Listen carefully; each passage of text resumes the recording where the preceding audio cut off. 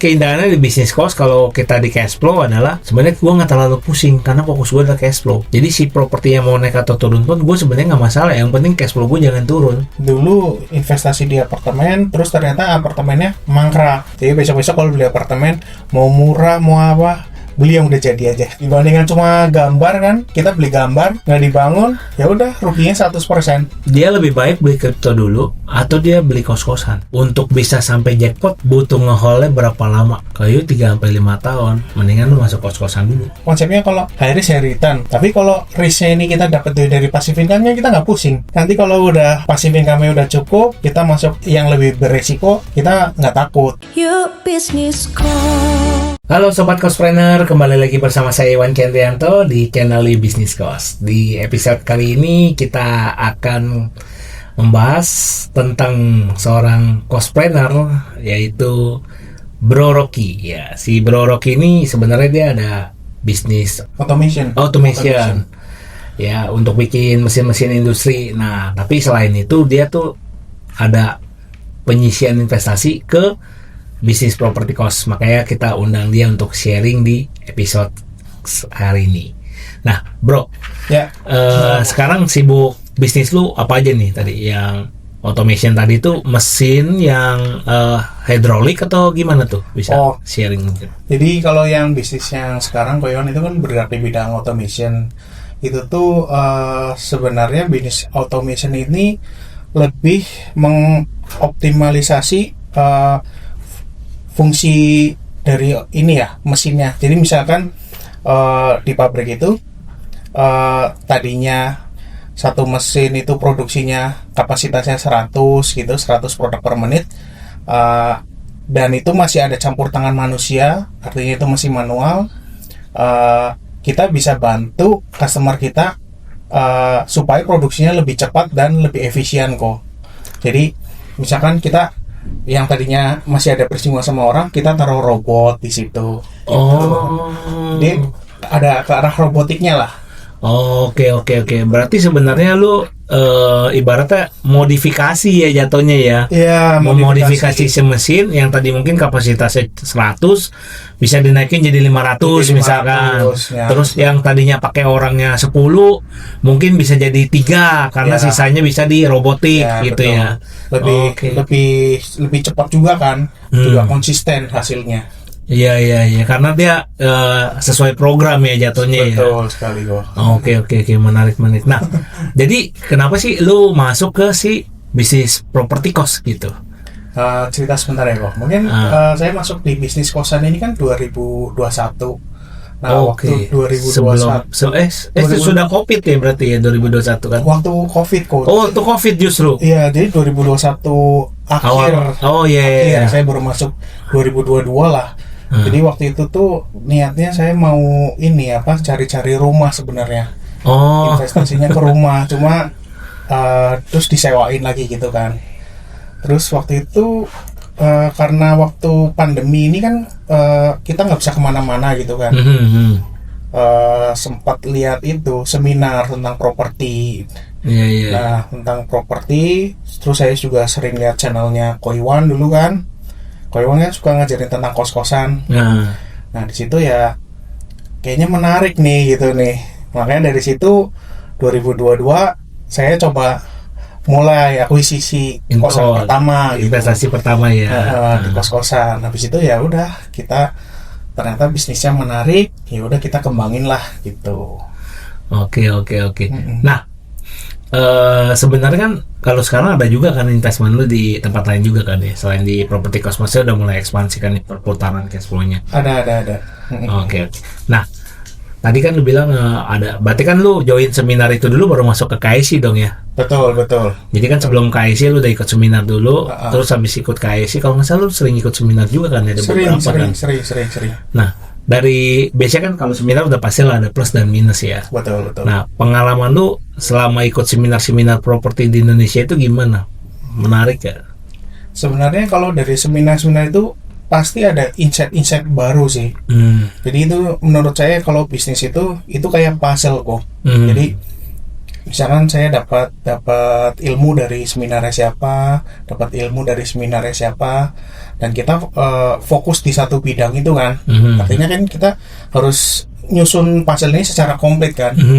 Nah, menurut saya ada menariknya, ada enggaknya. Cuma kita ambil yang sisi positifnya lah. Gitu kok. Nah, pengalaman lu selama join seminar itu apa sih yang paling ngebantu lu dari lu ikut sebuah seminar atau komunitas? Apakah materi di kelas atau after kelasnya itu yang justru ngebantu lu, atau seperti apa pengalaman lu selama ini? Pertama, kalau di seminar itu network ya. Network yang paling pertama. Network itu paling pertama. Kedua, kita kan belajar dari yang sudah melakukan gitu. Jadi kita nggak ngulang kesalahan 2 kali gitu. Biar seminarnya mahal juga, kalau sampai salah kan itu biayanya lebih besar kok. Maksudnya kita main di properti kan nggak murah kan. Betul. Jadi kalau saya bisa belajar dari Koiwan sudah pernah ada pengalaman seperti ini kan, saya nggak ulang lagi di sayanya. Seperti itu sih kok. Iya, jadi memang sebenarnya paling menarik sih dalam ikut sebuah seminar atau komunitas, kalau gue buat pribadi ya. Yang pertama sih pasti nggak bisa munafik, kita butuh ilmunya. Benar nggak? Tapi sisi kedua selain ilmu, sebenarnya yang perlu kita bangun adalah networknya. Karena kita nggak tahu nih bisnis background dari masing-masing peserta ini apa. Gitu loh. Dan kadang pas sudah kenal ternyata ada relate sama bisnis kita. Akhirnya kita bisa dapat kang tahu di situ sebenarnya, ya kan? Karena gue juga sering ketemu beberapa juga yang seperti itu. Jadi bisa jadi duit seminar itu baliknya bukan karena kita di ilmu yang kita pelajarin gitu loh di seminar itu, tapi karena kita dapat kantong dari teman seminar biasanya gitu. Itu yang kadang-kadang orang juga suka abain gitu. Ya, nah ini fun fact juga, saya di seminar sekarang partner saya yang salah satu di bisnis kos-kosan ini juga ketemunya ya dari seminar itu kok. Iya. Jadi udah ada vibrasi yang sama ya, sama betul. Ibaratnya punya ilmu yang sama, jadi pemahamannya juga diskusinya enak gitu. Iya, sama. Kadang-kadang kita kalau ngomong sama orang yang dia juga mohon maaf belum belajar nih, kita ngajak diskusi sama dia beda nih, karena ibaratnya kita punya template, beda template-nya. Dia punya template sendiri, kita punya template sendiri. Betul. Jadi mau nyocokinnya susah nih. Betul. Karena masing-masing punya ego kan. Betul. Tapi kalau kita sudah punya template yang sama, kita bisa ngomong kita pakai template si A aja ya, gitu. Betul. Jalan pintas lah, kita nyari pertemanannya gitu. Lebih enak gitu. Dan otomatis juga terasa juga beda ya. Iya, gitu. Betul kok. Betul. Menarik. Nah, punya pengalaman buruk apa selama lu investasi di bisnis properti kos? Pengalaman buruk ini waktu itu kan properti kos saya itu bangun dari nol kok. Terus waktu itu saya belum tahu ini, maksudnya secara kontraktor gimana, terus izin-izinnya seperti apa. Waktu itu lagi bangun kos, kosan saya ini sempat kena segel. Karena berarti kena spanduk merah tuh. Betul, karena saya bangun tanpa ada IMB kok. Oh, nggak ada izin bangunnya. Iya. Itu pengalaman sih, pengalaman berharga. Jadi ini buat teman-teman ya, kalau zaman dulu tuh kita pakainya IMB. Kalau sekarang udah berubah jadi PBG gitu ya. Jadi buat teman-teman yang mungkin bingung, kok sekarang PBG bukan IMB. Nah, dulunya itu namanya IMB, sekarang jadi PBG. Nah, itu kosan keberapa tuh, Bro? Yang bangun dari nol? Itu yang pertama itu kok. Yang pertama bangun dari nol. Pertama dari. Oh. Ya. Bukan beli jadi lu renov gitu, bukan? Enggak. Oh. Jadi bangun dari nol. Terus karena waktu itu mau ngirit kan. Jadi coba kontraktor kan lumayan kok. Yes, benar. Jadi sambil belajar pikir ya udahlah, hire mandor, terus tukang-tukang segala macam. Bahan saya yang cariin gitu kan, sambil belajar gitu. Ternyata susahnya bukan dibangunnya, masalah izinnya, terus belum ngerti strukturnya gitu-gitu. Nah itu masalahnya yang ribet lah dulu. Nah mungkin dari situ kan udah belajar tuh. Nah yang berikutnya kan jadi tahu nih step-stepnya nih. Nah, waktu itu juga saya baru ikut mungkin satu seminar doang Koiwan, belum join di Koiwan tuh. Oh. Nah, kalau Koiwan kan banyak ngajarin teknisnya tuh. Mungkin kalau waktu itu saya join di Koiwan, mungkin saya nggak banyak ngalamin. belajar. Karena udah belajar lebih banyak praktek yang buildingnya ya, renovasinya ya. Iya. Gitu. Itu kerugian berapa tuh uang belajar itu? Biasanya lumayan tuh kalau pembangunan tuh uang belajar. Ya sebenarnya ruginya sih nggak gitu banyak kok, cuma ini sih masalah waktu sama effortnya itu sih. Oh sama, iya. sama stres kan bangun kan. Iya. Terus dikejar-kejar terus, udah gitu ya mungkin banyak ormas kan juga kan di sini kan. Mereka kan juga cari-cari kan. Iya, banyak oknum punglinya. Oknum betul. Iya. Berarti lu di situ kan lu padahal pakai mandor ya? Pakai. Oh, berarti ini mandor memang sebenarnya cuma tukang senior berarti jatuhnya ya. Lu cuma tinggal order material aja harusnya kan. Betul. Sisanya kan udah mereka atur. Nah ini lu stres, lu juga ngaturin si mandor sama tukangnya berarti. Iya, semuanya kok.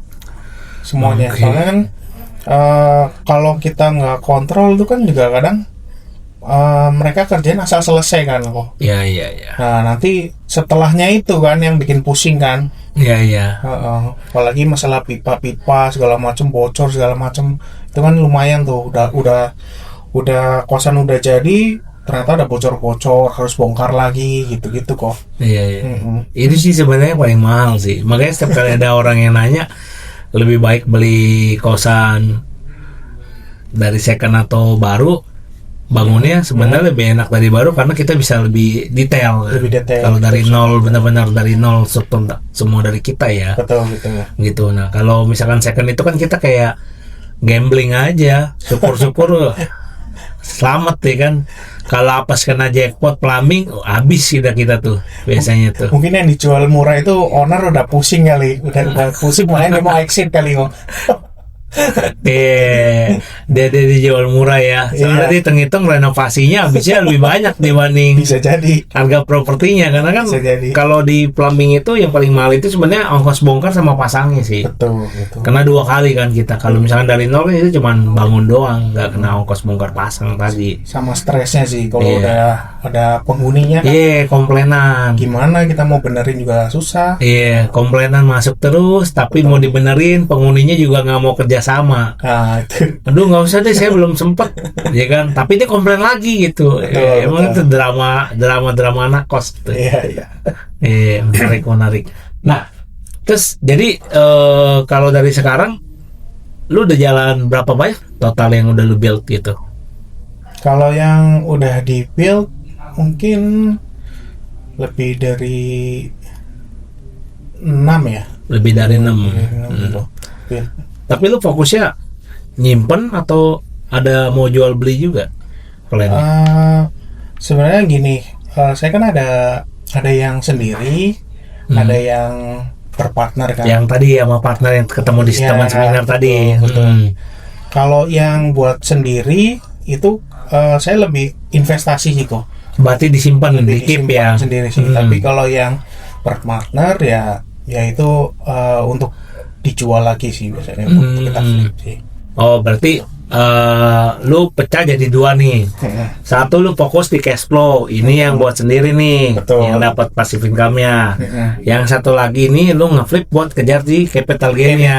Betul. Mungkin hari ini masuk beli renov segala macem, misalnya 3M lah. Iya. Terus ada yang nawar nih tiba-tiba 5M atau 6M ya, lu jual, berarti lu ambil profit, nanti lu build lagi. Ya, betul. Cuman sambil lu bangun yang punya lu pribadi juga. Betul, gitu. betul. Oke, menarik sih. Tapi emang harus kombinasi sih kalau di bisnis properti itu. Iya. Karena kan kalau kita ngarepin cash flow doang, apalagi kalau di kos-kosan nih jumlah kamarnya masih dikit, itu duitnya nggak kerasa sebenarnya. Akan berbanding jauh sama lu komparisasi sama lu jual. Betul. Karena kan sekali jual itu lu dapat minimal 1M, 2M. Kalau ini kan bulan baik berapa puluh juta gitu loh. Masih lihatnya kayak lemes gitu. Kalau pintunya udah banyak, mungkin lu nggak bakal mau jual lagi sih. Betul. Gitu. Sama ini kan nyari tanahnya itu kan juga nggak, maksudnya daerah-daerah yang bagus belum tentu dapat lagi gitu kok. Jadi kalau yang Iya. posisinya bagus ya kalau bisa ya Di keep Dikip aja sih. Iya. Karena waktu lu jual lu mau beli lagi belum tentu dapat harga segitu sih, Belum bro. tentu, betul. Soalnya yang area-area prime gitu ibaratnya ini, yang mau makan itu banyak, Betul. yang betul. mau akuisisi, cuman stok lahannya terbatas. Betul. Gitu loh. Jadi harganya itu gila-gilaan gitu. Kayak Betul. kemarin juga gue juga sempat dapat tanah. Dulu kita akuisisi pas Covid juga. Itu kalau nggak salah 17 jutaan doang per meter. Ah. Nah, ini kemarin dapat listing penawaran 30 juta. Jadi cuma 3 tahun naik 13 juta per meter. Ya mungkin bisa lah ditawar-tawar kayak 25 dapat lah itu, kayak 25 22 kayak masih dikasih gitu kan. Cuma maksud gua dalam 3 tahun udah naik 5 juta per meter. Jadi kalau 200 meter persegi Wah, itu udah gede banget sih. udah gede naik selisihnya gitu loh. Udah lumayan selisih harga tanahnya kali 5 juta aja udah berapa duit gitu kan. Makanya ya kalau memang maksudnya benar-benar mantep banget, kosannya penuh terus ya kan, harga sewa juga bagus, mendingan dikip sih sebenarnya ya. Betul. Kecuali dia udah nggak bisa scale up, Ya, mentok Mentok. marketnya betul. gitu. Jadi kalau sekarang ini saya jalanin 2 arah. Jadi ada yang nyari cash, ada yang nyari untuk passive income sih tentunya. Buat diputar ya nanti ya. Karena kan kalau kita bangun, kita keep terus kan juga lama ya kok ya. Iya. Nah ini jadi ada mesin pencetaknya lah gitu. Iya. Gitu. Jadi dia kombinasi yang tadi gue Kombinasi, bilang paling betul. enak kayak begitu sih. Betul. Jadi sambil ibaratnya kita nyortir lah. Ya betul. Kalau emang grade A simpen gitu. Grade B plus ya kasih orang nggak apa-apa. Iya, Yang iya. udah A plus apalagi kan Betul. simpen ya kan. Karena ini kan mesin produksinya bagus berarti kan, Betul, kapasitasnya. Iya, bebek emas. Telurnya emas terus ya udah telur silver oper ke orang nggak apa-apa. Kan orang juga beli masih cuan. Iya. Siapa tahu di tangan dia bisa renovasi atau apa harganya lebih mahal lagi kan. Iya, Saya iya. nggak tahu juga kan. Karena setiap orang biasanya di bisnis property cost dia punya standar main masing-masing tuh. Tergantung manajemennya ya kok. Iya, karena ada yang spesialis memang mainnya. Kemarin aku sempat ketemu juga orang, dia spesialisnya main kosan murah. Jadi dia banyak kan target marketnya sukanya akuisisi yang dekat-dekat pabrik. Oh gitu. Gitu loh. Jadi dia suka tuh main yang kelas-kelas 800.000, 500.000 kontrakan tapi kamarnya banyak. Jadi banyak juga tuh yang dia fokusnya di bangun kontrakan. Jadi main yang segmen-segmen kecil. Tapi buat dia itu paling cepat karena dia investmentnya murah. Jadi banyak juga tuh yang dia fokusnya di bangun kontrakan. Jadi main yang segmen-segmen kecil. Tapi buat dia itu paling cepat karena dia investmentnya murah. Kan kalau tanah-tanah dekat kampung gitu kan, dekat pabrik-pabrik kan tanah masih murah ya. Betul. Jadi dia ROI-nya juga bisa cepat seperti itu. Tapi ada juga kayak gue pribadi, gue sih nggak suka main yang kelas begituan, capek gitu.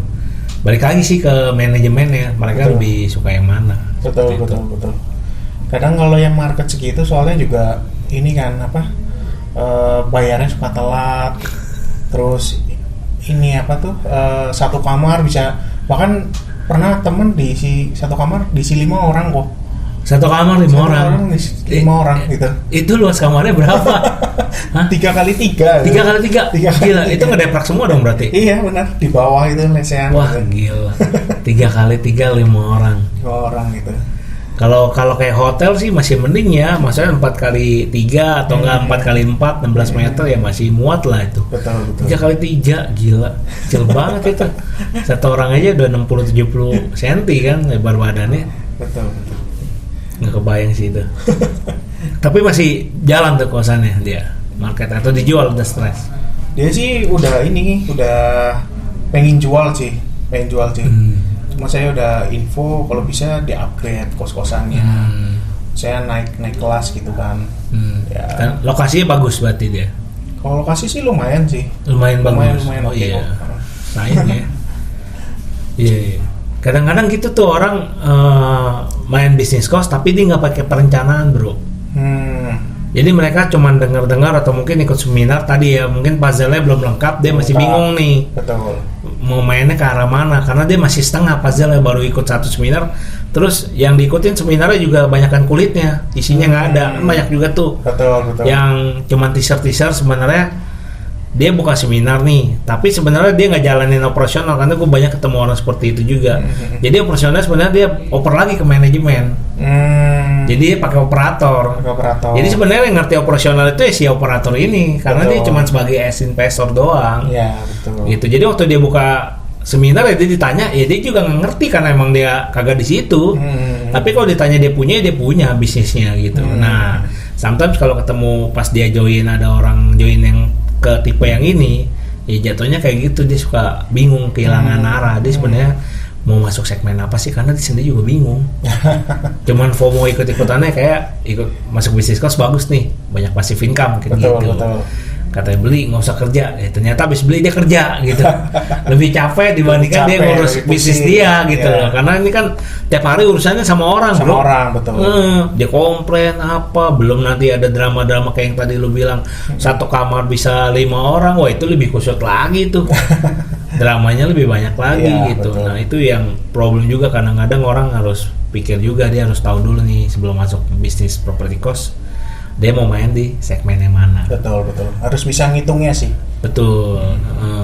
Karena kan banyak kan gini, orang mikir ini kayaknya murah nih. Nah tapi dia lupa nih versi murahnya dia ini apa gitu loh. Betul. Ya kan. Bisa jadi kan kata lu bilang orang ini jual murah, tapi habis lu beli renovasinya banyak. Jadi sebenarnya pas dihitung-hitung lu belinya mahal. Betul. Gitu loh. Cuman akuisisi lu memang murah, cuman lu boncos di renovasi. Kebanyakan gitu. Iya, kalau orang yang nggak ngerti kan sometimes orang lihatnya murah kan. Murah itu kan satu sisi nih. Tapi dari sisi yang mana dulu? Mungkin dari harga tanah, oh ya benar pasaran 20 juta, dia beli 15 juta, atau mungkin dia beli 10 juta, benar dia murah. Tapi waktu dia terima ternyata gedungnya harus dirobohin. Banyak kejadian. Nah, jadi kan jatuhnya ya saya beli ngitung pakai bangunan, pas jalan ternyata cuma harga tanah. Betul. Nah, ini kan jadinya dia harga tanahnya jauh lebih mahal sebenarnya. Betul. Dibandingkan sama dia beli tanah doang gitu loh, yang kagak sampai gedung. Nah, ini yang harus kadang-kadang teman-teman juga paham sih. Ya, jangan sampai salah. Pernah nggak lo dapet pengalaman kayak gitu? Pernah sih, pernah satu sih. Cuma ya nggak murah banget, nggak mahal banget lah, so-so aja lah kocet tuh. Oh jadi sebenarnya nggak rugi-rugi banget dong, karena kalau secara hitungan masih masuk kan? Masih masuk. Gitu. Cuman sayang aja ya, harusnya bisa lebih maksimal ya. Harusnya lebih maksimal. Betul. Coba dulu udah ikut Koiwan, udah ikut yang seminar-seminar lain, mungkin nggak kena tuh kejadian-kejadian gitu tuh. Gitu. Karena udah dapet pengalaman orang lain dulu kan? Udah tahu dari orang lain dulu, betul. Harus tahu nih misalkan tanahnya minimal ukuran berapa gitu-gitu kan. Koiwan kan sempat ngajarin kan. Gitu-gitu kan dulu saya belum belajar, cuma mikirnya ini ruko nih bagus nih, lokasinya bagus nih. Ternyata begitu dibangun kok dapat kamarnya cuma sedikit ya. coba kalau dulu ikut seminarnya Koiwan dulu kan udah tahu nih speknya nih, minimal lebar berapa nih gitu. Jadi udah bisa ngitung jumlah kamarnya gitu. Jadi minimal pas akuisisi udah ketakar nih ya. Sebulan dapat passive income-nya berapa ya. Kalau dulu udahlah cuman cicilan segini, murah beli deh, pas ngambil untung nutup. Kalau nggak nutup cicilan nombok tiap bulan. Kalau dulu mikirnya cuma ini nutup, yang penting ketutup cicilan dibayarin bank. Ternyata kan waktu udah running kan anakku juga keluar masuk, butuh renovasi, operasional jalan terus, gitu-gitu kan. Jadi jatuhnya ya biasa-biasa aja jatuhnya jadinya. Yang rugi nggak untung lah. Iya. Rugi nggak, untung juga nggak, cuma dapat tanah aja ya. Tanah gratis aja. Tanah gratis udah. Kalau lunas. Sama tinggal nunggu lunas baru profit tuh berarti. Iya betul. Udah nggak ada cicilan ya. Betul kok. Nah, lu punya goal sendiri kalau di passive income di bisnis cost kan tadi lu bilang kan, lu pengen satu keep, satu jual. Nah, kalau yang keep ini lu ada target ya? Kalau punya impian pengen punya berapa sebulan passive income dari bisnis cost-nya gitu? Ada. Kalau saya target 1.000 kamar ya kok. 1.000 kamar. Target. Berarti kalau rata-rata berapa? 2 juta nih kosan 2 juta sampai 3 juta ya. Ya anggaplah 2 juta ya. Berarti kurang lebih 2 miliar dong berarti per bulan ya 2 M. Ada alasannya kenapa segitu? Kenapa tuh alasannya? Jadi kalau sekarang kan kita ngitung penyakit paling mahal apa sih? Pengobatan cancer kan, cancer. Pengobatan, kemo segala macam itu kan biayanya lumayan. Iya. Nah, kalau kita punya passive income segitu, kita nggak ikut asuransi segala macam, udah tenang kok.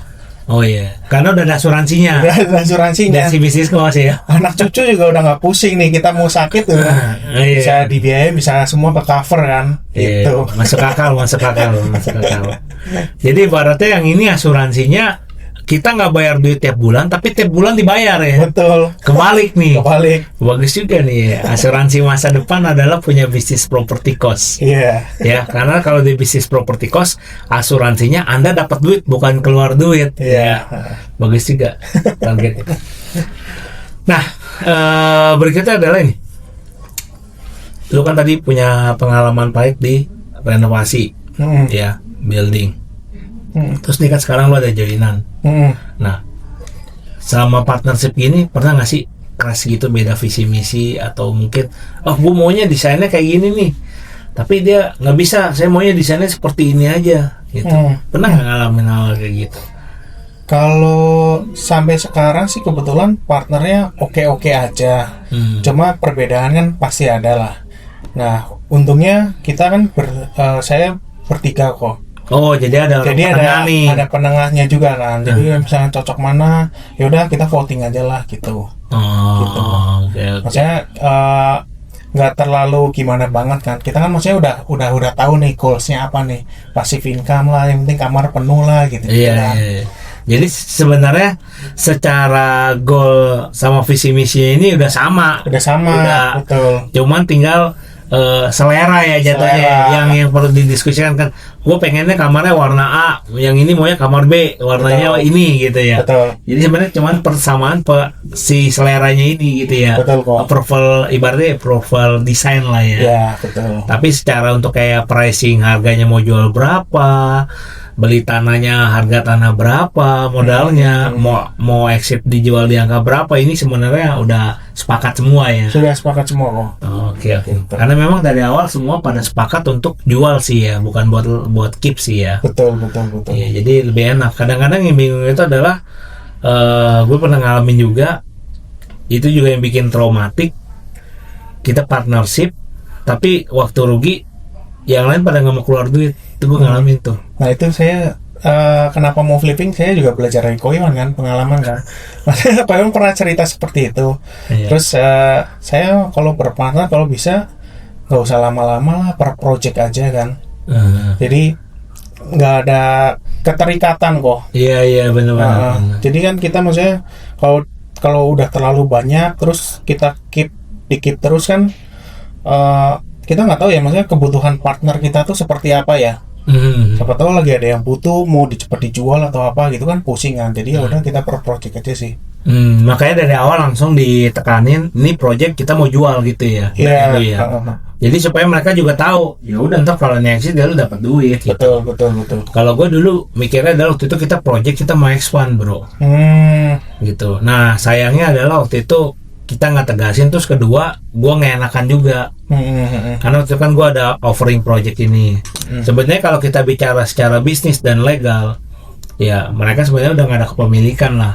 Ibaratnya ya lu nggak suntik dana, ya gue pasti bayar pakai saham lu, ibarat delusi saham dong. Delusi, betul. Ya nah cuman karena gue nggak mau ngelakuin itu, nggak enak, ya gue tetap jadi gue nombok dulu nih. Cuman kan gue nombok ada titiknya juga nih. Iya dong, lu ibaratnya duit lu kan mati di situ, sebenarnya duit lu bisa lu putar dapat duit lagi. Betul. Gitu loh. Tapi lu nalangin biaya operasional, gaji karyawan, maintenance dan lain-lain, ini lama-lama juga bocos juga bro.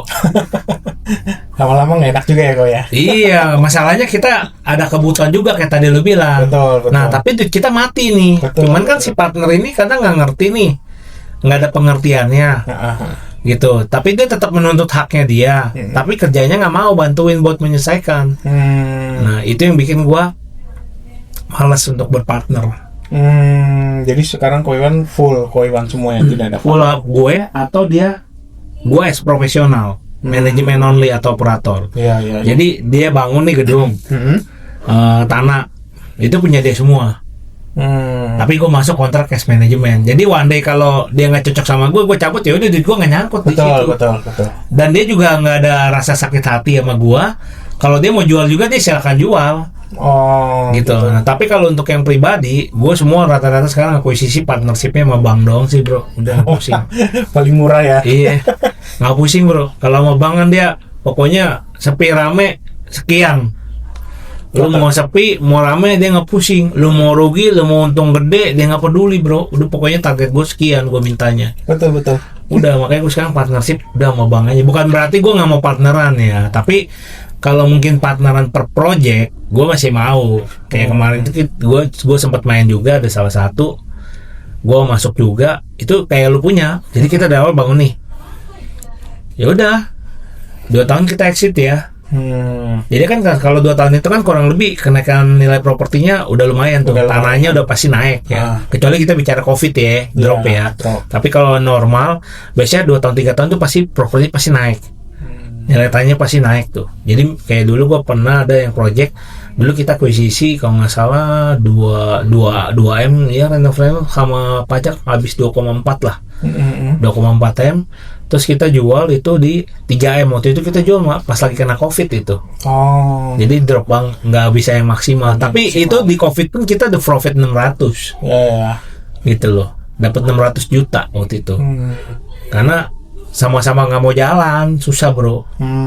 Jadi sometimes yang paling susah itu sebenarnya di partnership itu menentukan siapa yang jalan operasional, siapa yang cuman pendana. Nah, siapa yang mau seksi sibuk. Ngurusin perintilan, misalnya ada gua izin atau ormas datang, nah siapa nih ngurusin nih? Ya. Nah ini kan harus ada seksi sibuk nih. Betul. Terus ada lagi yang bagian operasional rekrutmen, siapa nih ngurusin komplainan karyawan, naki. Betul. Nah kadang-kadang di partnership itu kalau dia nggak ngepas nih, yang kerja 2 orang, tapi yang orang ketiga nggak kerja, minta jatah kayak orang yang kerja 2 orang. Ini gua ngalamin dulu.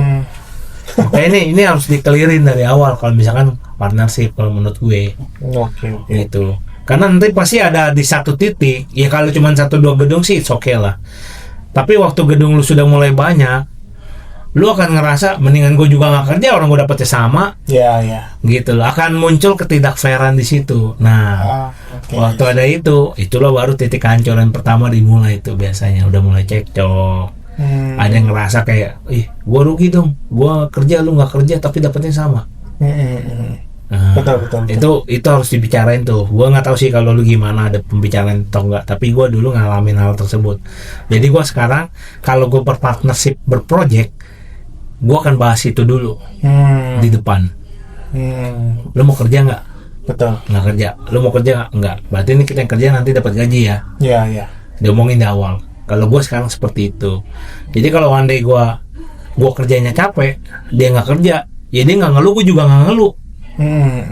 Betul. Lu nggak dapat gaji, gue capek tapi gue dapat gaji, ya udah, jangan ngeluh.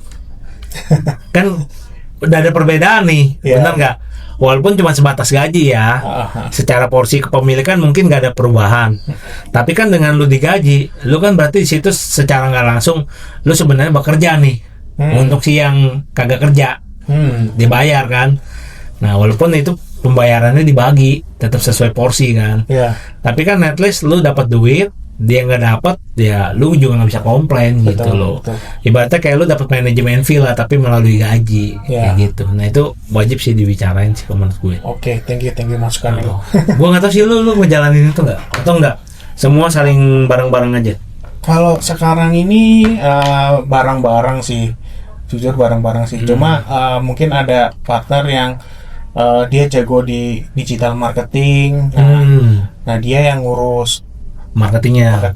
Terus ada juga partner yang banyak kenalan sama investor kan. Jadi dia bagian jual propertinya. Gitu. Iya, menarik. Gitu.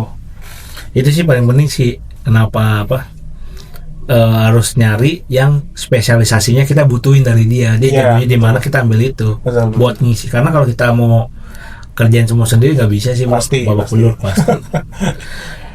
Nah terus selain tadi kan lu sempat cerita masalah kena segel ya. Betul. Nah kita balik lagi nih, itu pas lu kena segel berarti pembangunan berhenti dulu dong. Pembangunan sempat stop dulu ya. Nah itu yang sebenarnya bikin kerugian kita tuh waktu di bisnis property cost, yang sebenarnya orang nggak paham kenapa sih kita harus belajar itu, ya di situ Iya. sebenarnya. Karena kan kita akuisisinya pakai bank kan, Argo banknya jalan terus. Iya, kenapa nggak peduli lu kena segel atau enggak? Betul, Itu yang tadi gue bilang, bank itu cukup fair. cukup fair. Iya, lu lagi apes, lu lagi rugi, lu lagi untung, dia nggak peduli. Pokoknya dia minta jatah dia aja, udah. Betul. Gitu loh. Jadi kalau misalkan lu nggak mau ribet ya sebenarnya ya partner lu bang aja kayak gue tadi, Iya. gitu loh. Karena kalau sama orang kan ribet ya, Betul. lagi gini-gini, oh iya, rugi dong gue udah jalan tapi nggak dapat penghasilan tuh, kena kasus gini-gini, duit gue mati dong. Pasti kan investor bisa kalau bilang gitu. Iya, betul. Gitu, makanya itu harus diselarasin. Terus abis itu gimana tuh? Diselesaikan dalam berapa lama tuh waktu?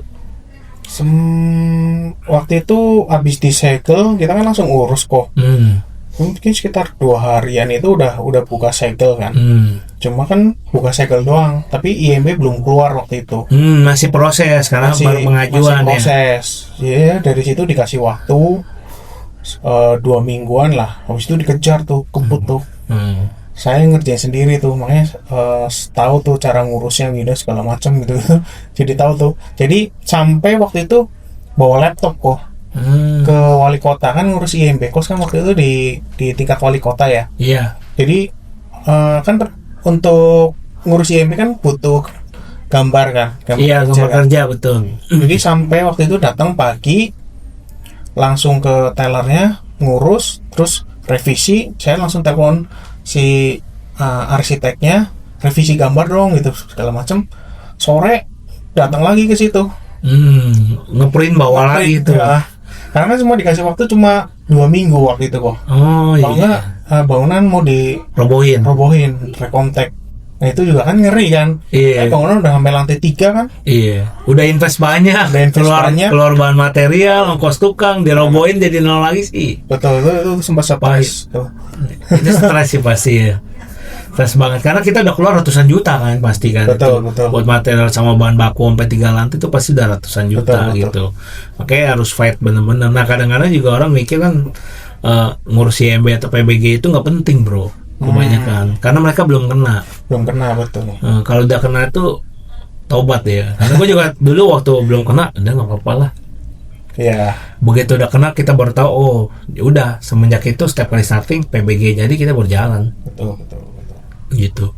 Agak ngeri juga. Selain itu ada lagi ya pengalaman selama investasi kos, berarti dari 2022 sampai sekarang udah jalan hampir 4 tahun lah ya kurang lebih ya. Hampir 4 tahun. Nah, Pengalaman sih operasional banyak ya, kayak bocor, komplain gitu kan masih ada. Cuma yang paling berat sih waktu bangun sih, waktu bangun ya. Waktu bangun. Kalau untuk operasional gitu-gitu happy problem lah kok. Iya. Karena masih dapat duit ya. karena dibayar, pusingnya dibayar kok. Iya. Kalau bangun keluar duit pusing mulai. Udah keluar duit ya banyak, pusing mumet lagi.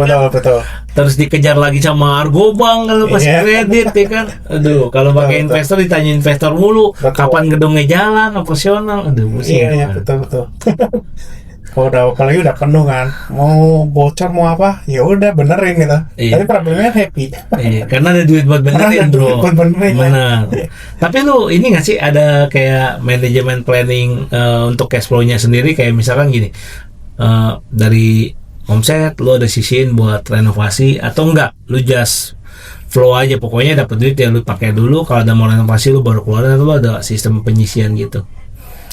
Jadi kalau saya setting harga kamar kosnya itu udah hitung penyusutannya juga sih kok Iwan. Jadi saya hitung ada yang 5 tahun. Kayak misalkan gini, misalkan kulkas ya. Kulkas kan ada yang garansi sampai 5 tahun kok. Betul. Nah berarti penyusutannya saya hitung 5 tahun. Nah terus kayak misalkan AC 3 tahun misalnya gitu.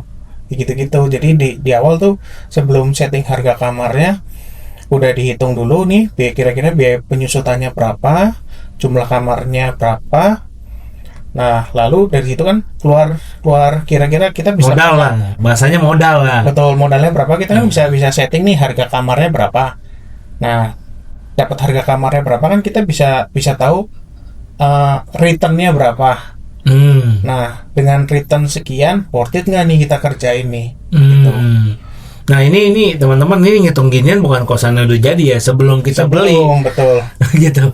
Jadi jangan salah, kadang-kadang gue juga sering ketemu klien nih, dia sudah beli bro, dia baru mikir, telat gitu. Telat ya. Iya, harus ngitung dulu baru putusin Betul. mau beli atau enggak. Jadi ada dasarnya, walaupun nih mungkin nggak semua 100% sesuai keinginan dan rencana kita ya. Betul. Kadang-kadang kan kita niatnya seperti ini, tapi ternyata pas jalan nggak seindah itu. Betul. Ada halangannya, tapi at least kita ada patokan dulu. Betul. Gitu. Karena gue banyak ketemu klien itu yang konsul juga, mereka tuh masuk cuman, Pak saya udah beli tanah nih Pak, saya mau bangun.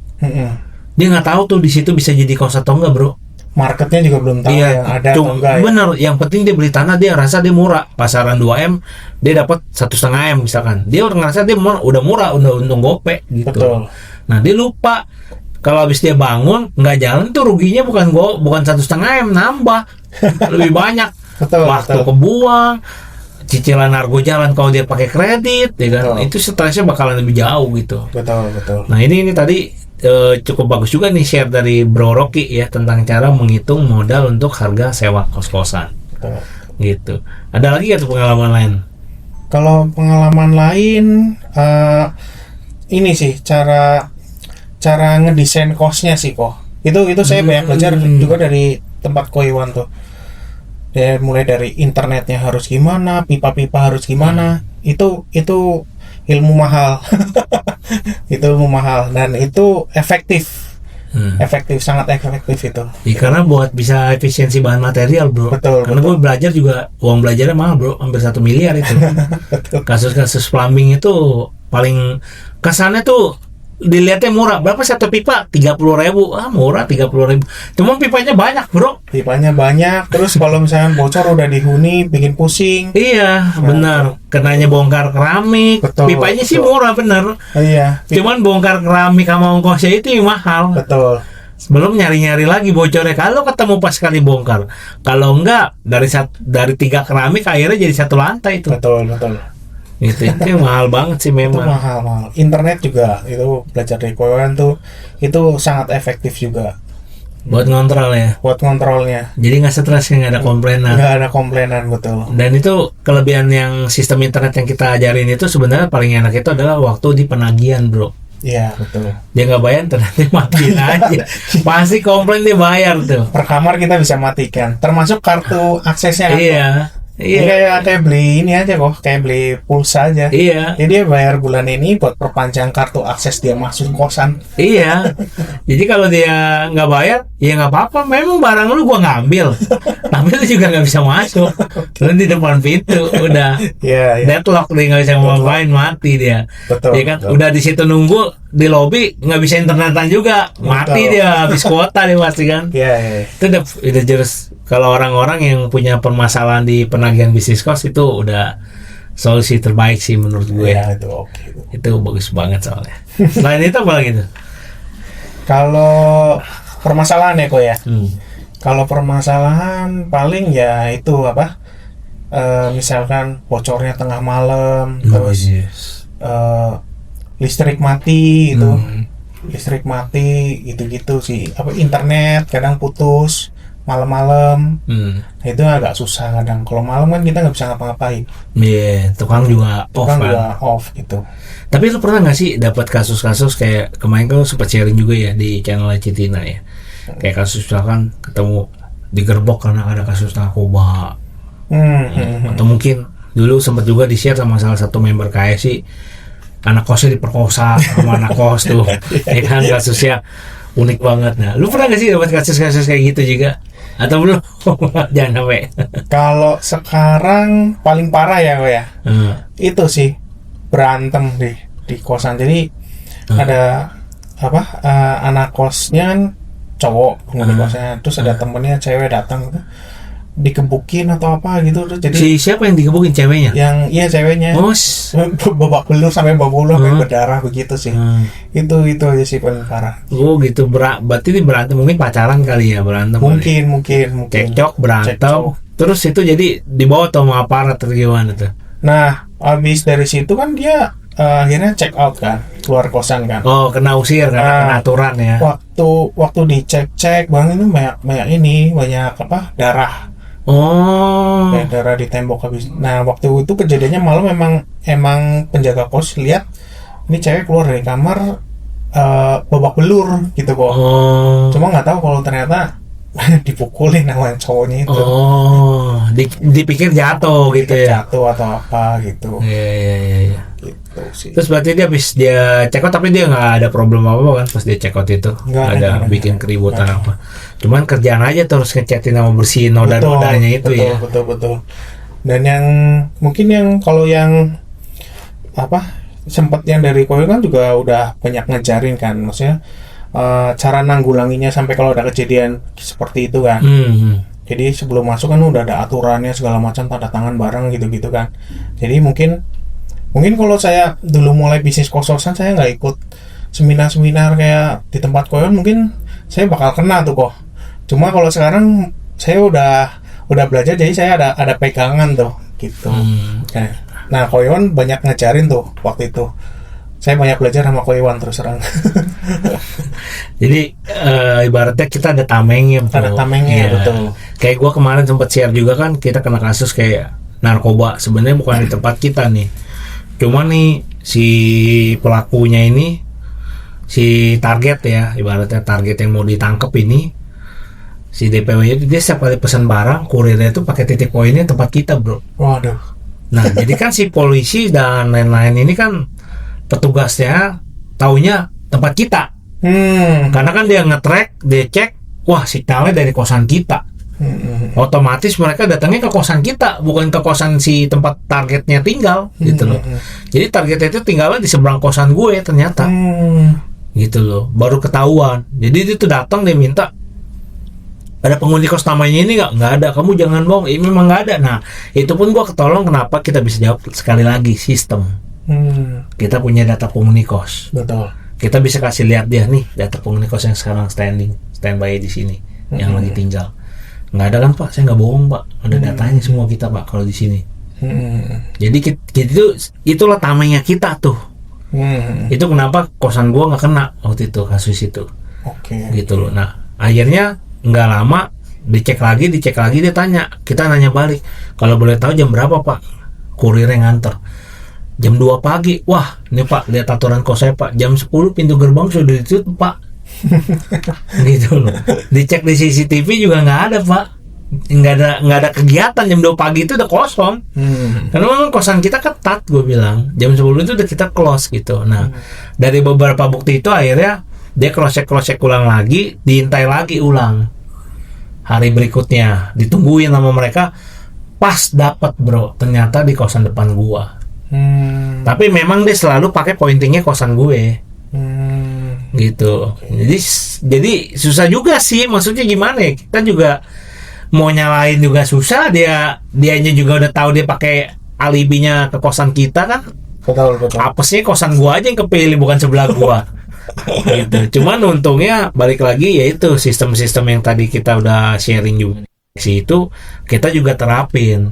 Nah, jadi waktu ada masalah itu kita bisa selamat itu ya karena kita punya tadi sistem tadi yang nolongin kita. Betul. Coba kalau waktu itu gua nggak ada, biodata nggak ada, CCTV ini nggak ada, bukti buat penyanggahan nggak ada, gua mungkin kena.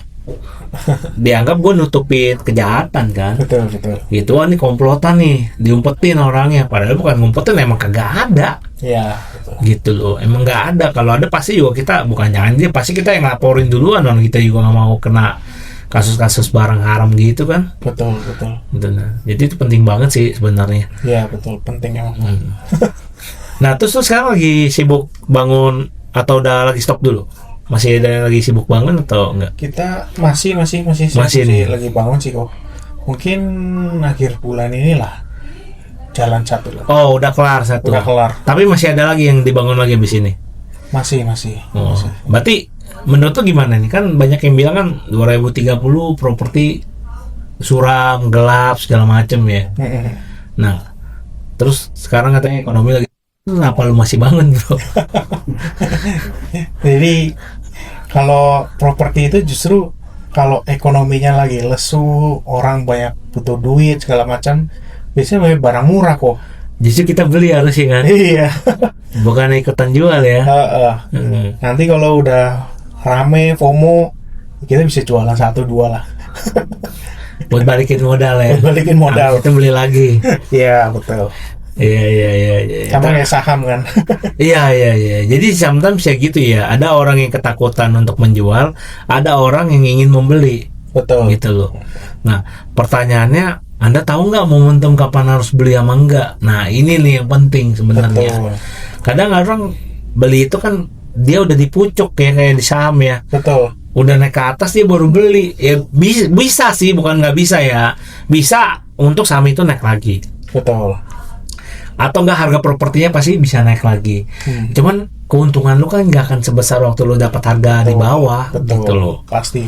Dan resikonya juga bakalan lebih tinggi waktu di atas. Betul. Kalau dia naik, kalau tiba-tiba dia turun, Iya. kerugiannya lebih besar. Memang cuman keindahannya di bisnis cost kalau kita di cash flow adalah kayak gue sampai juga waktu itu di YouTube Citina, sebenarnya gue nggak terlalu pusing karena fokus gue adalah cash flow. Jadi si propertinya mau naik atau turun pun gue sebenarnya nggak masalah. Yang penting cash flow gue jangan turun. Betul. Gitu loh. Yang penting duit dapat bulanannya jangan turun. Kalau turun baru gue pusing. Iya itu betul. Gitu loh. Selama dia kayak gue juga ada beberapa yang kayak kita jual juga unitnya.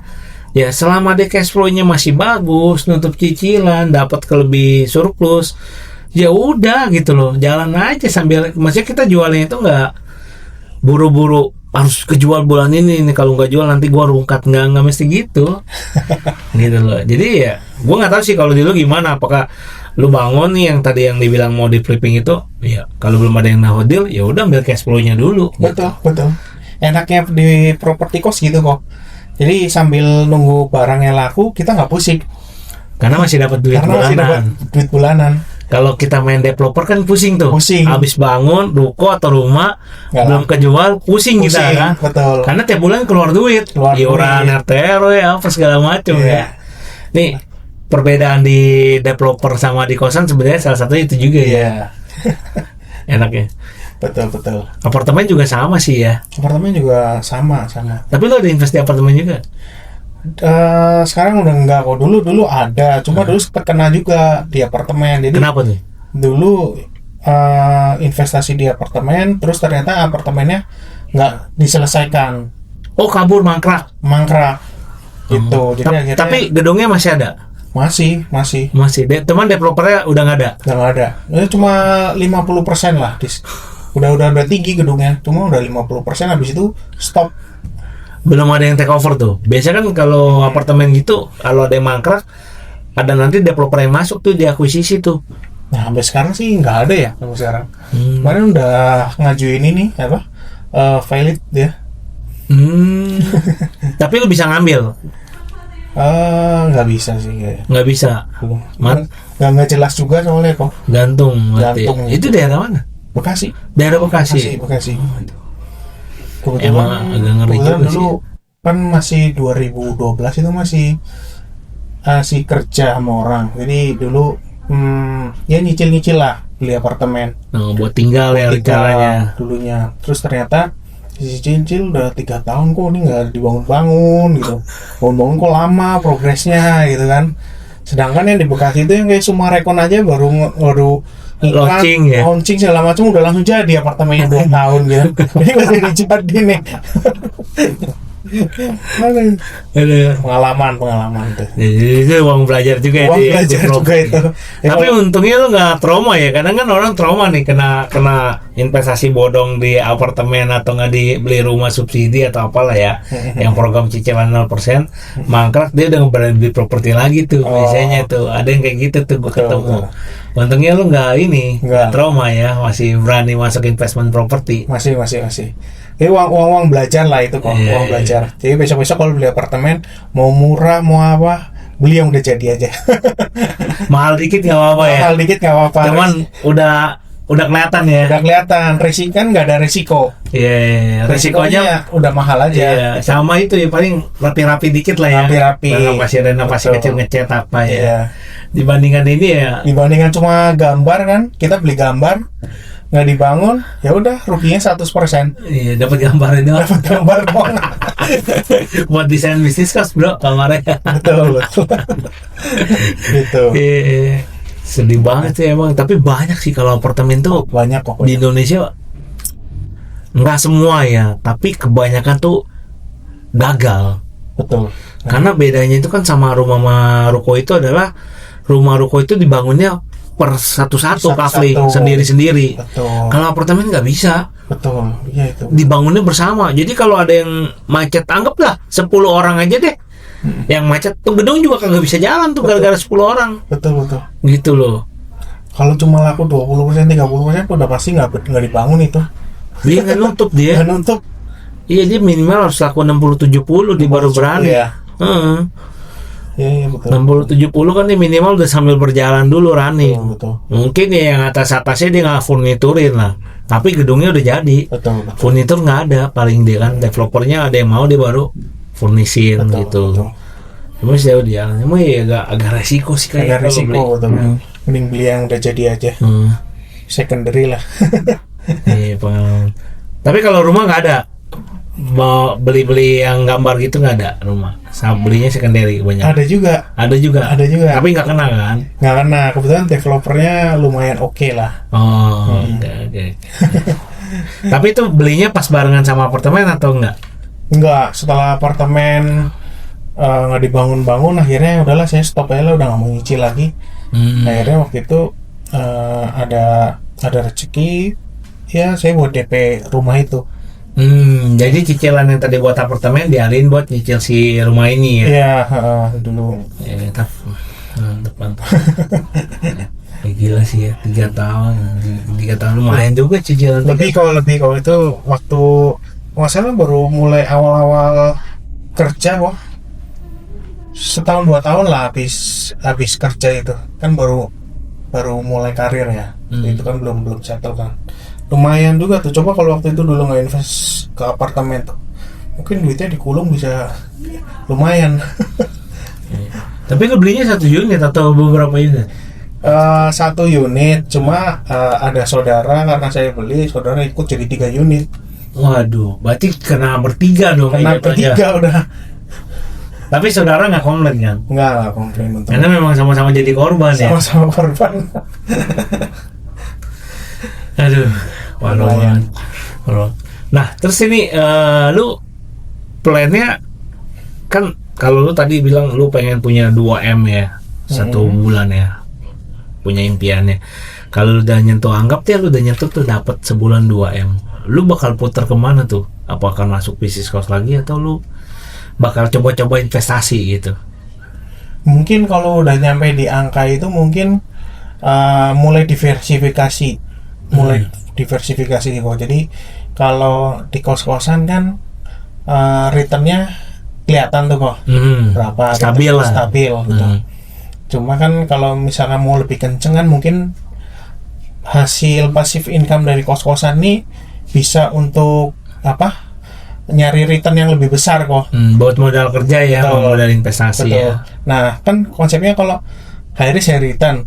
Tapi kalau risknya ini kita dapat dari passive income-nya, kita nggak pusing. Jadi nanti kalau udah passive income-nya udah cukup, kita masuk yang lebih beresiko, kita nggak takut gitu sih. Ya berarti sama cara berpikirnya sama gue. Karena kemarin itu juga sempat ada anak KSI kan yang basicnya dari kripto. Jadi dia masuk kripto dulu, baru dia masuk ke kos-kosan. Nah, waktu dia belum join KSI waktu itu dia ngambil konsul personal one on one. Nah, dia nanya gua, dia punya duit, habis dapet jackpot nih di kripto, meleduk. Dia tanya, dia lebih baik beli kripto dulu atau dia beli kos-kosan? Waktu itu dia nanya gua. Gue bilang sama dia, lu kripto untuk bisa sampai jackpot butuh ngeholnya berapa lama? Waktu itu gue nanya itu. Dia bilang 3-5 tahun lah. Dia bilang, oke, kalau itu 3-5 tahun, mendingan lu masuk kos-kosan dulu. Gue bilang waktu itu sama dia. Waktu itu dia konsul sama gue harga Bitcoin masih $8.000. Belum sebesar ini. Nah, habis itu dia akuisisi kos-kosan tuh. 1 bulan dia dapat 50 juta, Bro. Dibeli 2 gedung waktu itu. Dulu kan masih murah. Beli 2 gedung sebulan dapat 50 juta. Setiap bulan dari 50 juta ini 20 juta dipakai buat biaya hidup. 30 juta tiap bulan kalau nggak salah dia masukin ke Bitcoin. Dia nabung. Oke. Pokoknya tiap bulan dapat duit dicicil, dapat duit dia cicil, dapat duit dia cicil. Terakhir kemarin dapat 98.000, modalnya dari 8.000 sampai 16.000 dong per koin. Tapi itu belum exit loh. Iya. Nah, waktu itu gue jelasin ke dia gini, kalau you masuk Bitcoin atau crypto nih, nungsep, lo habis nggak punya apa-apa. Betul. Tapi kalau lo masuk ke kos-kosan, gue bilang sama dia, anggap nih koin lo nungsep atau Bitcoin, anggap deh kayak kata orang itu mah pasti mati, scam. Ya udah anggap scam deh, kita anggap gitu ya, walaupun nggak mungkin ya, kita anggap scam deh. Duit lo hilang nih, lo nggak pusing, bulan depan lo dapat lagi kayak yang tadi lo bilang. Iya. Lu nggak kusut. Betul. Tapi kalau awal basicnya sumber income mau dari Bitcoin, dia mati, lu mati langsung. Betul.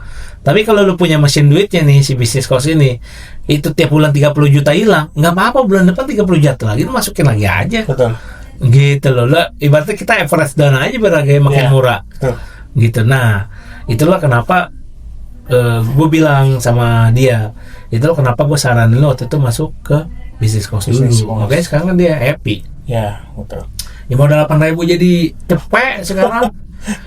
Udah kali berapa tuh? Iya, udah kali berapa? Udah 12 kali lipat 12 dari kali modalnya dia. Betul. Satu Bitcoin dapat untung 90.000 lah, anggap dah dia dapat untungnya. Betul. Kali 10 aja 900.000 US dollar, bro, udah berapa duit dia dapat. Betul. Gitu, dia nabung udah, berarti dari dia konsul ke gue itu sebelum Covid dia konsul gue. 2020 pertengahan di bulan Mei. Dia masuk tuh pas yang Bitcoin turun sampai 6.000-an tuh kalau nggak salah tuh. Dia masuk tuh 8.000 sampai 16.000 gue ingat. Oh, biaya KSI-nya udah balik berapa kali lipat gitu. Lah. Udah balik ke uang membership-nya dia. Oke. Sekarang udah kerjanya cuma jalan-jalan doang sama bininya. Jalan-jalan, terus nginvest, Betul. coba-coba buka usaha kayak yang lu bilang. Kemarin dia buka warteg, gagal, ya udah tutup, bulan depan ganti lagi usahanya. Betul. Enaknya gitu. Kalau kita udah punya passive income gitu. Jadi kalau mulai bisnis kan juga sama. Misalkan kita sanggupnya berapa? Misalkan sanggupnya 10 juta. Nah 10 juta ini kita mau langsung habiskan kan ya 10 jutanya. Apa kita bagi 10 game, ya? Satu game juta. Bisnisnya 90% masih gagal. Iya. Misalnya 9 gagal nih. Masih ada sejuta yang Bisa sukses. satu. Tapi kan kalau kita punya pasif kan berarti bulan depan kita injek ke yang satu ini aja, fokus di satu ini gedenya. Iya. Gitu. Yang ibaratnya yang udah sukses. Yang udah sukses kan. Tinggal di scale up, benar. Tapi kalau nggak punya passive income ya susah kan. Ini kita tinggal sisa satu nih. Mau nge-scale up-nya lagi berat. Nggak ada duit. Nggak ada duit. Jadi kalau selama bisnisnya masih returnnya masih oke ya fokus di bisnis aja, nggak usah kemana-mana. Iya, makanya sebenarnya menurut gue kan sering sampaikan ke orang yang bisnis kosan ini, jangan dijadiin bisnis utama dulu. Betul. Tapi kalau udah 1-2 miliar per bulan, lu boleh jadiin ini bisnis utama. Karena dari bisnis utama ini, lu bisa buka bisnis baru. Betul. Jadi berarti ini udah jadi kayak holding company-nya. Betul. Gitu loh. Yang modalin ini ibaratnya bankernya kita lah, banknya kita gitu. Iya. Lu mau buka ini gue danain deh, gue invest. Jalan nggak jalan ya udah nggak apa-apa, ganti. Besok gue invest lagi. Ya. Itu udah punya bank. Tapi kalau masih belum, janganlah. Kalau menurut gue terakhir ntar babak belur. Karena banyak Ya. orang tuh kadang-kadang kasihan tuh kemakan gimmick seminar, lu beli properti nggak pakai modal gitu kan. Realitanya nggak tahu sih lu beli properti pakai modal nggak? Tetap ada lah. Tetap ada kan. Tetap keluar. Walaupun ya kita tahu ada triknya gitu, pengembalian dana segala macam ya, buat kayak DP segala macamnya itu kan tetap butuh, pasti Iya. ada sih, Tetap akan keluar dulu kan. tetap keluar dulu. Nggak bisa yang ibarat zero balik nama aja udah pajak Iya. yang bayar duluan kok. Terlalu beresiko juga sih kalau misalnya kita benar-benar dari nol terus kita main properti itu kan nanti kalau misalnya kosan kan ada saatnya kita masa tunggu kan. Yes. Sambil kosannya dibangun segala macam kan, kita nggak tahu nih maksudnya pembangunannya ngaret atau apa, sedangkan Argo Bank kan jalan terus kan. Nah gitu-gitu ya paling tetap harus ada backup dana lah, nggak gitu. Iya. Jadi nggak bakal bisa ya nggak pakai modal sama sekali ya. Susah sih, susah. Iya. Kalau gue pribadi sih, kalau ditanya bisa atau enggak, jawabannya bisa. Tapi di level mana lu baru bisa jalanin Betul, itu. betul. Kalau waktu awal-awal susah, gue dulu awal-awal juga susah bro, mau ngutang setengah mati. Kalau sekarang sih ya udah mendingan. Mau ngutang itu kita udah lebih gampang karena udah ada portofolionya kan, kreditnya kita, track recordnya bagus. Betul. Karena kita kan ibaratnya kita ngutang, tapi kita punya bisnis yang tiap bulan dapat duit. Betul. Jadi bisa nge-cover gitu loh. Jadi orang bank suka nih, lu ngasih dia duit. Ibaratnya kan ke bayar bunga gitu kan. Nih orang bagus nih bisa ngasih gua duit itu, gua dukung deh gitu. Tapi kalau belum dapat track record portofolio, orang bank juga takut bro. Mungkin jangan langsung ke kosan kali kok. Jadi agent dulu, dapat duit, kumpulin segala macam, Iya, mungkin baru. iya. Sambil belajar kan main propertinya gimana. Iya. Soalnya Sebenarnya banyak triknya soalnya di dunia properti. iya. Dan banyak mafianya juga bro. Betul, Harus hati-hati. betul. Tapi pernah kena nggak lo kena tipu gitu? Uang DP dibawa kabur apa? Dulu ini kok apa? Propertinya bagus di jalan utama. Ternyata saking nafsunya kan, murah kan. Ternyata udah DP, ternyata zona hijau. Zona hijau. Oh belum, lu kagak ngecek dulu tuh ya?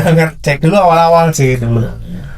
Zona hijau nggak bisa diapa-apain, jadi ya udahlah hangus DP. Oh tapi dia juga nggak mau balikin tuh, walaupun udah tahu zona hijau. Dibalikin cuma sekian persen. Oh. Ya cuma ya udahlah. uang Ya belanja. dibanding hilang total kan. Iya, iya. Salah juga dia, tapi dia nggak ngasih tahu itu zona hijau dari awal. Dia juga nggak tahu kok. Oh. Dia juga nggak tahu karena propertinya ini peninggalan dari orang tuanya kan, mangkrak. Dia mau jual Warisan. warisan. Propertinya juga nggak ditinggalin. Oh. Gitu. Paling disewain ke orang buat bengkel. Kadang-kadang gitu sih ya. Betul, betul. Di properti kita nggak tahu lagi apa sih gimana gitu. Gue juga pernah sih uang waktu awal-awal sih dulu, waktu belum ngerti, baru belajar di ilmu properti, DP ternyata nggak tembus bank, Oh, iya. hangus duitnya Hangus ya. 10 juta. 2 kali, yang kedua udah mulai ngerti. Tapi yang pertama ini gue udah nggak ngarepin, terus gue masuk ke properti kedua. Yang properti keduanya karena gue udah pintar, gue DP-nya 1 juta doang. Hangus, tapi gue nggak ngerasa sakit hati karena hilangnya cuma 1 juta. Maksudnya gue bisa cari lagi tuh 1 juta. 10 juta kan dulu buat gue gede banget Gede bro, banget. lumayan banget. Waktu tahun-tahun 2015 2016 tuh 10 juta gede banget duitnya. Betul. Gitu loh. Nah setelah gue kena kasus yang 1 juta ini, yang kemarin gue DP 10 juta, itu kan gue memang sama si penjual itu gue relationnya bagus lah, komunikasinya bagus, maksudnya baik segala macam, gak ada masalah. Nah tiba-tiba si incinya ini nelpon gue bro, setelah gue hilang 1 juta tadi. Hah? Dan nelpon gue, dibalikin 10 juta gue, oke banget. Itu setelah 4 bulan.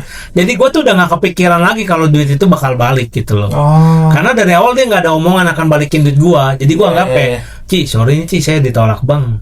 Nah, ya udah. Tapi gue nggak ngomong duit gue hangus atau apa, enggak. Udah gue udah merasa gue kayaknya udah pasti hangus lah. Soalnya gue nggak bisa lanjutin kan. Betul. Gitu loh, udah tanggal jatuh temponya gue udah nggak bisa bayar. Iya. Oke. Tiba-tiba dia telepon gue nih, Ci, saya mau balikin uang kamu 10 juta, saya udah dapat bayarnya lagi. Oh. Wah syukur banget, ya udahlah gue hilang 1 juta balik 9 juta lah, anggap udah oke. Jadi gue hilangnya cuma 2 juta jatuhnya. Iya. Ya udahlah, lumayan. Masih bisa balik Tapi kok, kan betul. persentasi ketemu penjual yang seperti itu sangat dikit sekali. Betul. Kebanyakan diambil. Betul, Kayak kasus kebanyakan. 1 juta ini, propertinya dia yang problem, dia yang bawa kabur duitnya, ini nggak bisa apa-apa. Betul. Iya, betul. Hmm. Unik emang banyak triknya di properti itu. Iya.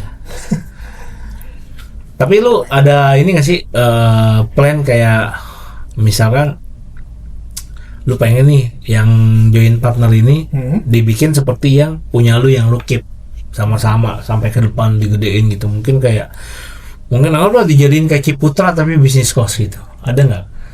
karena sama partner, atau enggak memang udah kita punya flip kalau mau keep masing-masing gitu?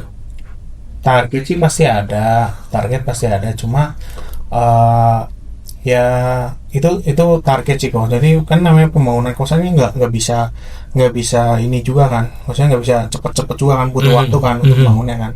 Target pasti ada. Nah cuma kalau sekarang ini kita kan udah injek dana tuh segala macam. Nah dengan dana yang ada ini ya udah kita mau gedein aja gitu, kita nggak mau injek lagi gitu. Maksudnya jalannya pelan tapi pasti gitu kok. Jadi dana yang udah dianggap nih setor modal, anggap 1M deh kita sebut ya misalkan. Nah misalkan 1M ini pas dijual jadi 2M, ya udah 2M ini digulung, gitu. Betul. Dipakai lagi belanja sama bangun ya. Betul. Gedein. Oke. Berarti bukan 1M jadi 2M, udah cabut tarik duitnya, enggak kayak gitu. Enggak. Oke. Berarti memang tujuannya adalah nanti pengennya jadi kayak developer kecil ya jatuhnya ya sebenarnya. Cuman versi kos-kosan gitulah ya. Versi kos-kosan. Ya, jadi biar duitnya ini company-nya dapat diputar lagi buat beli stok barang dibangun lagi, dijual lagi kayak gitu ya. Sampai nanti ada titik mungkin kita nggak perlu perbankan sih kok. Iya. Gue juga lagi ke arah sono sih sekarang, lagi mulai. Betul. Udah, makanya agak slow moving sekarang, udah jarang beli kalau nggak bagus banget, nggak nginjek karena kita lagi mulai ganti. Betul. Mulai ganti permainan. Iya. Gitu, karena pasti ada satu titik itu, pertama kita kredit juga udah mentok, nggak bisa dapat pendanaan yang maksimal. Tapi bunganya maksimal bro. Bunganya tinggi, tapi plafon kreditnya kecil karena udah mentok limit. Mentok limit ya. Betul. Iya, jadi kita berpikir mulai ganti nih arah permainannya. Kita kecilin biar nanti dari passive income ini jadi banker aja udah. Kita ngutang sama dia tapi ngebayar bunga jatuhnya. Iya betul. Gue bangun cicil aja. Makanya nih orang bilang kan, tapi gue ketemu juga sih ada mentor-mentor yang dia sistemnya gerbong kereta saling ditarik. Digulung terus dari 1 ke 2, 2 ke 3, 4 sampai berapa puluh properti itu digandeng terus dia kredit semua. Kalau gue sih gue kagak mau kayak gitu. Maksudnya ngapain gue bayar bunga kalau gue udah bisa bikin banknya sendiri gitu loh. Kalau sekarang kita ini juga mainnya kan lahannya udah agak besar, jadi kita pecah sih. Jadi pecah, ada yang tetap di keep untuk cash flow-nya, ada yang dijual untuk passive income, untuk capitalnya gitu. Nah yang cash flow-nya ini harapannya nanti kalau udah dapat nih target kamarnya berapa, itu udah nggak butuh duit bank kok. Gitu. Jadi udah nggak bayar bunga lagi ya. Nggak bayar bunga lagi harapannya gitu. Iya, udah bener sih, udah bener. Karena gue juga mainnya sekarang ngarahnya ke sana. Itu udah bener. Soalnya lama-lama bunga bang naik mulu bro. Betul. Lu berasa nggak sih? Naik terus. Walaupun promo ya. Kita cerita nih, jangan cerita COVID deh. Kalau COVID itu bunganya nggak bener lah. Itu cerita COVID. Kalau COVID itu beneran bunganya diskon banget itu tapi jangan cerita itu. Kita cerita yang zaman sebelum COVID sama sekarang. Itu walaupun promo selisihnya 2-3% loh. Sisi bunganya loh. Terus term of kreditnya itu pertama makin pendek. Kedua, fixnya itu makin pendek. Lu berasa nggak sih? Berasa. Dulu tuh kita bisa 10 tahun fix 10 tahun kita nggak usah pusing. Sekarang tuh susah. Bertahap sekarang. Iya bertahap bertahap tapi bunganya naik bertahap juga. Kalau dulu kan fix udah gitu loh. Kalau enggak dia fix and cap kan. Ya. Dia naik sekian, tahun keberapa dia naik sekian. Tapi kita tuh udah ada gambaran. Tahun segini gue cicilnya sekian, tahun segini gue nyicilnya sekian. Tuh gue udah ada gambaran. Kalau sekarang nggak bisa gambaran bro. Soalnya tiba-tiba bisa langsung roket gitu.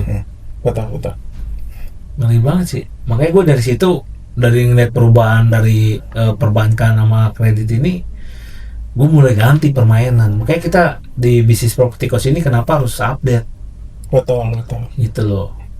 Ya karena regulasi juga berubah terus gitu. Betul. Makanya kalau belajar di seminar, kenapa juga harus ikut seminar yang suka update ya di situ sih bro. Betul. Kadang-kadang ada orang seminar, gue juga ikut kan beberapa seminar banyak. Gue ikut nih tahun 2015, gue riset sama dia tahun 2019. Itu sudah banyak perubahan properti tuh yang gue tahu dari 2015 ke 2019. sampai 2022 gue tanya temen gue yang ikut itu materinya masih materi 2015. Udah nggak relevan. Udah nggak relevan. Dari mulai pengajuan kredit, cara mainnya udah beda. Mungkin mindsetnya masih sama. Ilmu mindset itu masih bisa dipakai. Karena kan mindset lu mau bagaimanapun tetap bisnis itu adalah lu harus profit. Betul. Ya kan?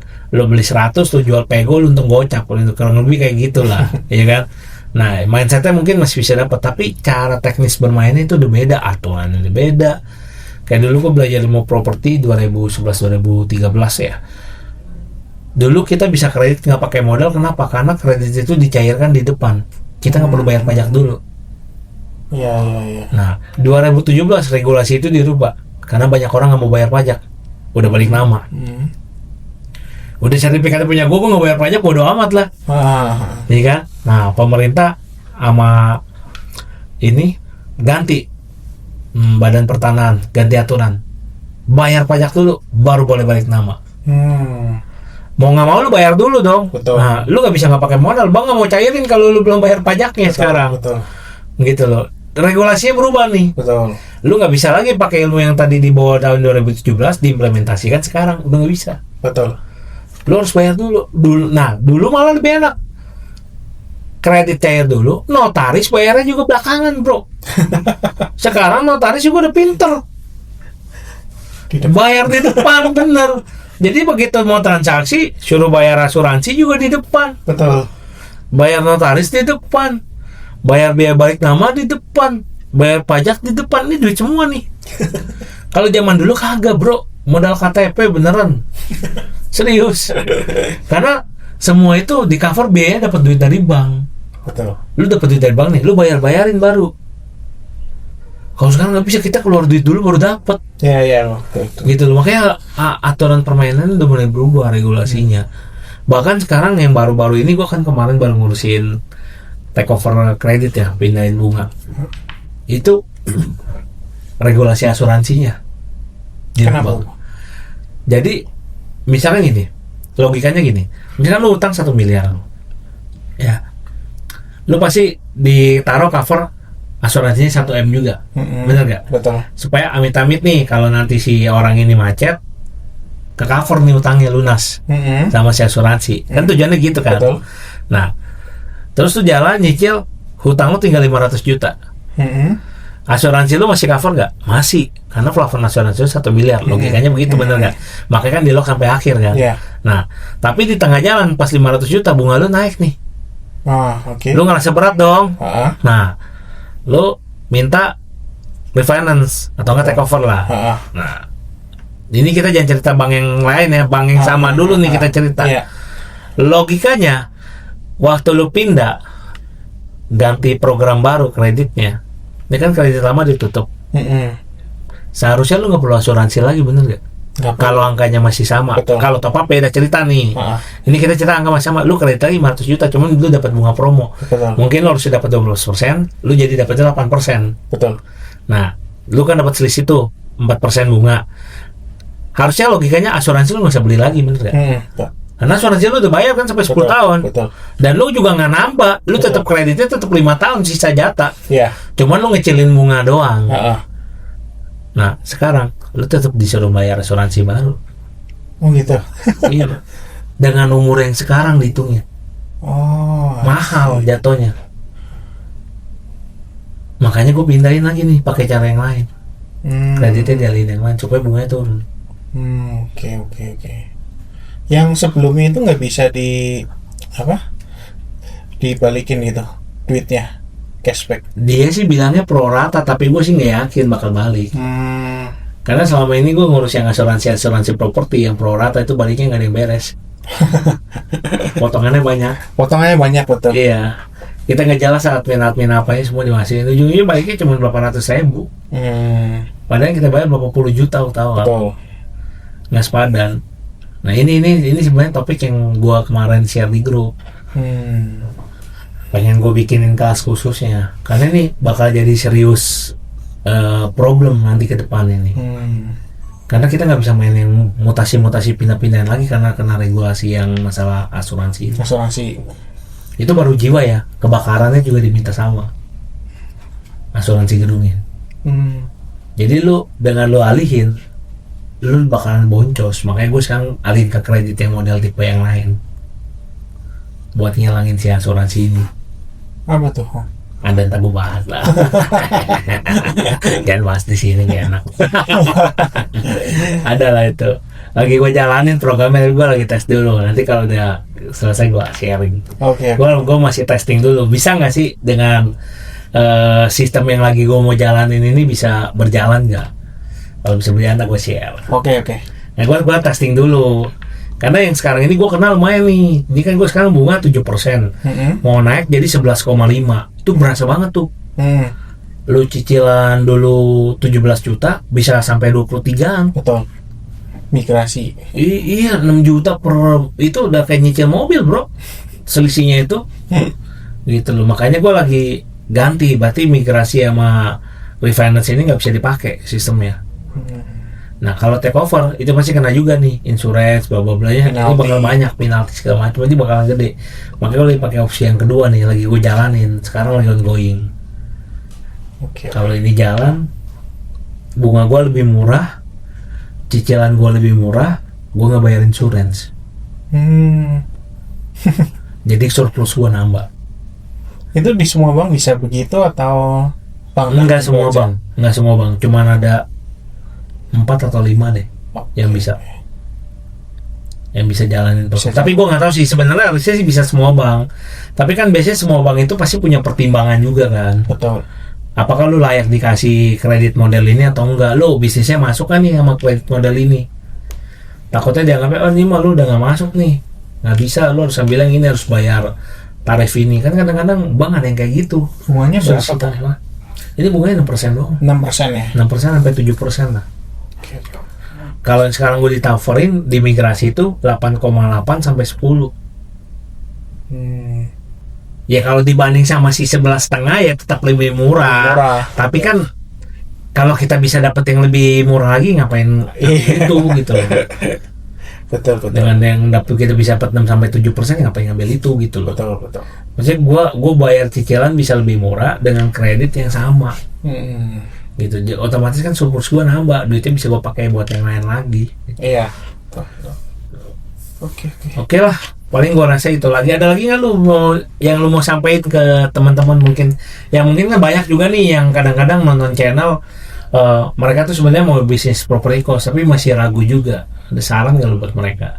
Kalau mau main bisnis property cost, sebaiknya sih paling nggak kita punya mentor sih. Itu penting sih, punya mentor.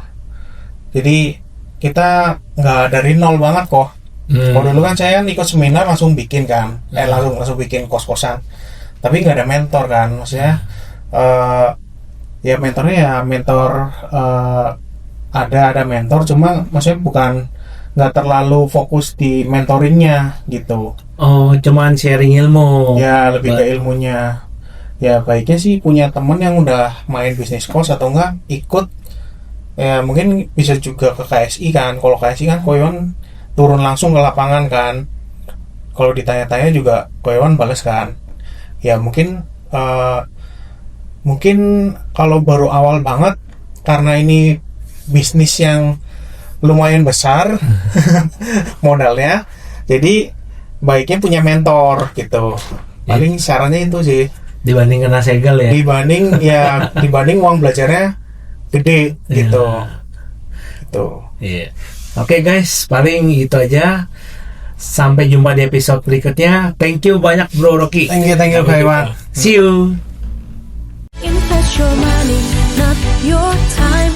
Your business cost. Your business cost. Invest your money, not your time.